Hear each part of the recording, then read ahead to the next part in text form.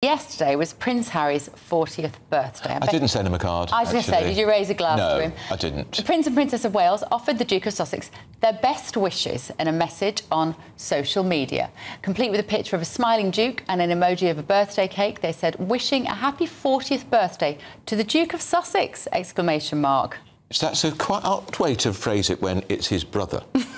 Referring to him as the Duke of Sussex. Do you think they might say, "Happy birthday, Harry"? It's so English, isn't it? And just say what you really think. And so formal. And normally, yes, William and Kate, if it's a personal message, they sign it W&C.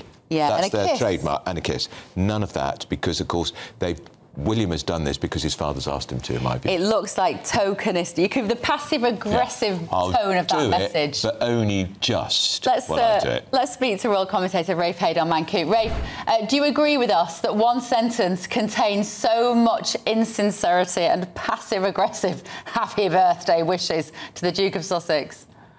Yes, if there was a gritted teeth emoji could have been perhaps added to that message. We mustn't read too much, though, into the significance of why they have posted these messages, because actually this is entirely in keeping with the established convention laid down in the late Queen's reign, which essentially says that if you are a working royal, then you get annual birthday greetings as designed on social media. But if you're a non-working royal like Prince Harry, then only the major milestone birthdays are acknowledged. And actually, Meghan herself got a 40th birthday greeting in 2021 after they had split and after that infamous and horrendous Oprah Winfrey interviews. So it is in keeping. And obviously taking the higher ground always, reflects well on the royal family for not stooping down and being seen to be too involved in all the shenanigans. Noteworthy, though, that the photograph that they chose to post had been carefully cropped to excise Meghan from the image, which I'm sure is something many people are hoping will happen in real life too. Yeah, absolutely. I mean, there's method in their madness here, Rafe, isn't there? Yeah, absolutely. Well, look, we also know that, the king himself, he's a deeply loving father. He's also a very Christian king as well. And, I think he is desperately hoping to have that prodigal son moment when his, son in exile comes back, hopefully apologizes or whatever, and there is some sort of reconciliation.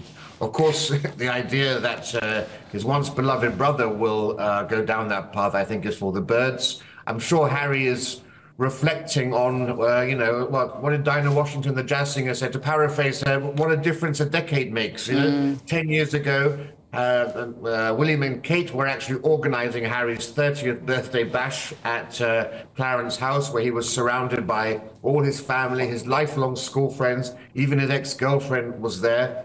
10 years later, a very different birthday at home with his family, and then going off on some sort of male bonding kumbaya in the wilderness with a bunch of new friends that he's met recently. So I think, when you get into your 40s and middle age, normally you mature a bit, and the passions and tantrums and arguments of your 30s begin to seem a bit less important. So one hopes perhaps that Harry will be reflecting a bit on what prospects he has for the future for him and his kids. This is the risk now for Harry, because it was all very well. We all felt desperately sorry for him as a teenager with what he'd been through with his mother. He moves into his 20s. You forgive him a little bit because he's still young. Gets into his 30s. You're starting to, patience is running a bit thin by then.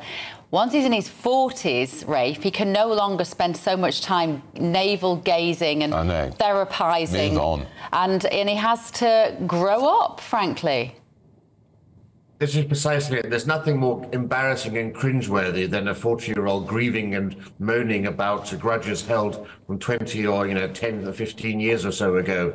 I think he does need to reflect also on the fact that he's got two children who need to be seen with their grandfather, need to have an establishment with all of his family in the UK as well. I think it's time for a lot of growing up. And also, of course, I think he understands that his entire life in California is actually Meghan's life. it's her friends, you know, from Serena Williams to Tyler Perry to Abigail Spencer. His social circle is not really his social circle, doesn't have anything in common with them. All he knows how to do is to actually be a prince and play polo. There's not many opportunities for him to do that. He doesn't really have any sort of business acumen or role in America as Meghan has with her lifestyle brand. And I think he really understands that the things that make him happiest are located over here. Yeah, well, he made his choice, didn't he, Rafe? Yeah, he did make his choice, but I think it's a choice which perhaps he's somewhat regretting now. Yeah. You know, obviously everything was done essentially to please Meghan. She's got entirely what she wanted out of this relationship. She's now hobnobbing with A-list celebrities and so forth. But I think Harry must surely miss, especially those dear friends who've been with him for so long. Yeah, we've been beaten by the clock, Rafe, as usual. Could talk to you all morning. Now, Keir Starmer, our Prime Minister, is in Rome today meeting his Italian counterpart, Giorgia Meloni. Do you like my Italian accent? That was very good. To discuss tackling illegal migration. I didn't know you spoke Italian. Yeah, the Prime Minister's just been talking to reporters, so let's take a listen. I was very worried by the news about this attempt. Looks like an assassination attempt. Very, very worried about it. Obviously, there's now an investigation going on, so I won't say much more about the details. But I think it is really important that we're all very, very clear that violence has no part to play at all in any political process. So deeply troubled, let the investigation take its place, but absolute clarity. Violence, no place in political discussion at all, anywhere. You're here in Italy talking about irregular migration. Italy's new Albania deal. How could you potentially replicate that? I'm here to have discussions here at this coordination centre and with the Prime Minister about how we deal with unlawful migration. And here there's been some quite dramatic reductions, so I want to understand how that came about. It looks as though that's down to the upstream work that's been done in some of the countries where people are coming from. I've long believed, by the way, that prevention and stopping people travelling in the first place is one of the best ways to deal with this particular issue. So I'm very interested to know how that upstream work went. Looking, of course, at other schemes. Looking forward to my bilateral with the Prime Minister this afternoon.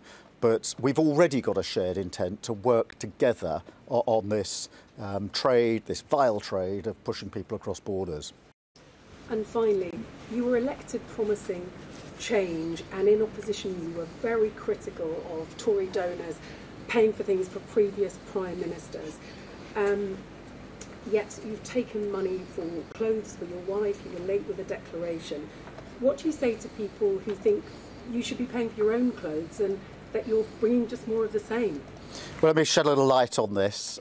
It's very important to me that the rules are followed. I've always said that. I said that before the election. I've reinforced it after the election. And that's why shortly after the election, my team reached out for advice on what declarations should be made, so it's in accordance with the rules.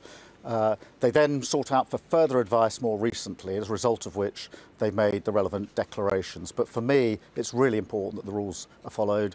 That's why I was very pleased my team reached out proactively, not once but twice, because it is very important that we have transparency, very important that you and others can see that the rules are being followed.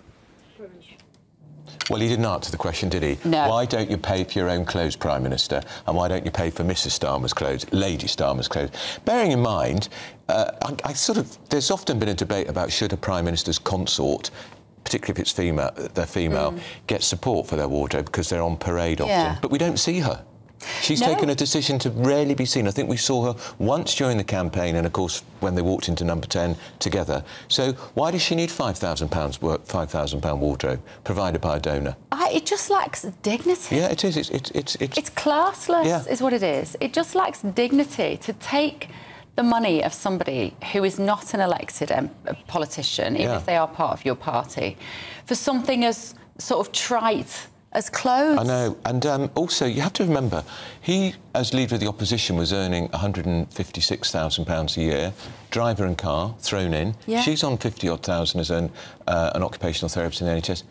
Not as if they're short of a bob or two, is it? You don't need. Thing is, you don't need to go out in designer dresses, even if you're the first lady. Or, yeah, and she's not first lady because we don't have that system. So I sit here in my Marks and Spencer's blouse. Okay. You know, you just don't need to spend that kind of money on clothes, even if you're in the public eye. I don't think it's. And well, mind you might say your papers would be lining up to judge her if she looked rubbish. Yeah, but still, you can dress smartly. You can go to Gap. You can go to Next, can't you? Gap.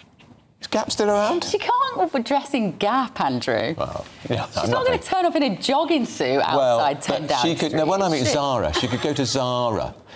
Because Primark, Zara, other brands are available. David Cameron's wife always looked very elegant, and she often went to Zara. David Cameron's wife. Yeah. She's got her own designer dress. She has company. now. She has now. Yeah. She always wore Keffin. Keffin it's called. How do you know that? I had to write about it once. Oh. Because I was told that she had like a store within one of the big department stores. Yeah, Harvey Nicks or Selfridges. She had a flipping. Just a rail. A rail. I think it's pronounced Seffin. Is it Seffin? It's the initials of her children. It's the initials of her children. Is that what it is? Yeah. Well, anyway, we've given them all enough publicity. But we don't want your free clothes because we're not buyable, are we, Andrew? We're not. I buy my own suits, thank you very much. We can't be bought.